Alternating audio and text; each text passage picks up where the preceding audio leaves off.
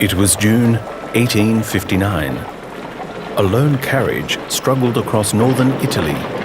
The gentleman inside, the Geneva merchant Henri Dunant, was on important business. He was determined to be given an audience by Napoleon III, the powerful Emperor of France. Dunant knew that Napoleon was now somewhere nearby with his troops. Dunant suddenly found himself in the midst of a battlefield.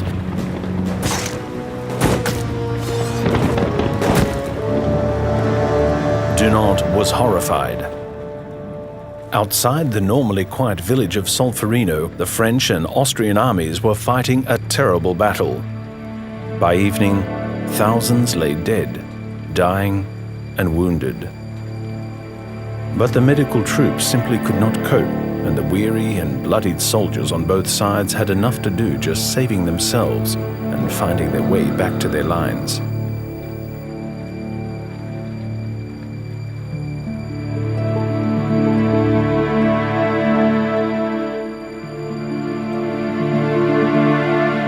Dunant forgot all else. Help was crucially needed. Resolutely, he set up a makeshift hospital in a church in the village, where the dying and wounded could receive attention and care in peace and quiet. He was joined by the villagers, the women, the elderly, who tried to help as best they could. They treated the French and Austrians alike, even taking care to record and send their last goodbyes to loved ones. Day and night they worked tirelessly, nursing the victims. Dunant finally returned to Switzerland, but he could not forget. His book, A Memory of Solferino, was published in 1862. Dunant proposed the establishment in every country of a neutral, independent body of helpers who could provide protection and care for the wounded in case of war, regardless of side. The idea was revolutionary and it found willing ears. Shortly afterwards, Dunant and 4 other men formed the International Committee of the Red Cross, the ICRC. In 1864, an international diplomatic conference in Geneva was called. The result was the adoption of the First Geneva Convention for neutral humanitarian aid and protection for wounded soldiers. Many years later, following the First and Second World Wars, other visionaries added more Geneva Conventions. These help protect wounded, sick, or shipwrecked sailors, prisoners of war, and civilians affected by war. But it was Henri Dunant whose initiative and enterprise paved the way and made a difference, showing humanity amidst inhumanity.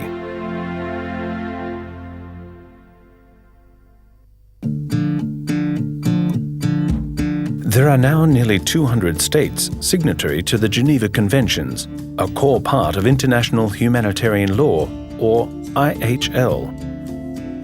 It is still the ICRC that guards the conventions, gains backing for IHL, and strives to protect the lives and dignity of victims of armed conflict without discrimination.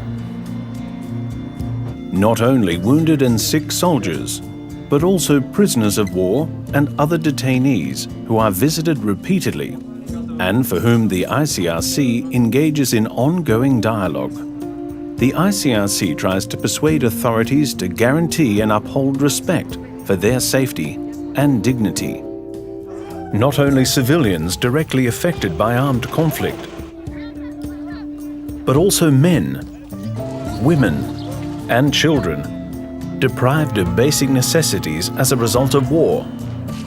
Necessities such as water, food, healthcare, shelter, and clothing. The ICRC, with the help of national societies, also arranges contact between separated family members wherever able and tries to reunite them. Wherever possible, the ICRC is also on the spot to plead the cause of those affected by conflict to authorities, political leaders, and the military, in order to help protect innocent lives, rights, and dignity.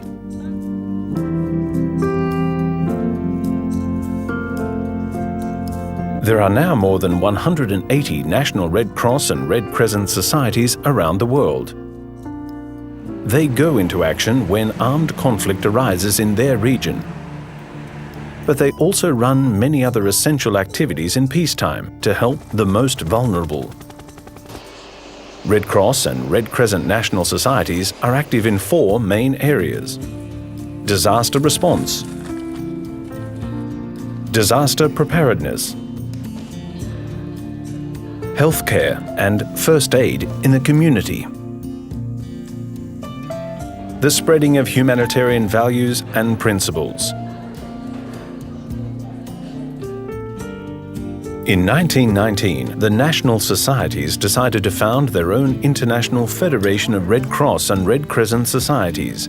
The Federation coordinates the work of the societies internationally, but also helps them launch international appeals for assistance, not only in the case of natural disasters, drought, typhoons, earthquakes, volcanic eruptions, floods,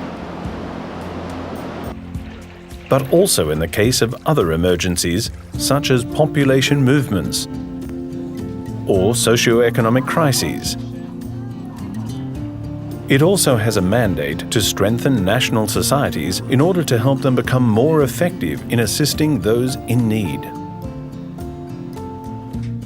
Millions of Red Cross and Red Crescent staff and volunteers are helping to relieve fear, hunger, and need at this very minute, putting into practice Henri Dunant's essential idea.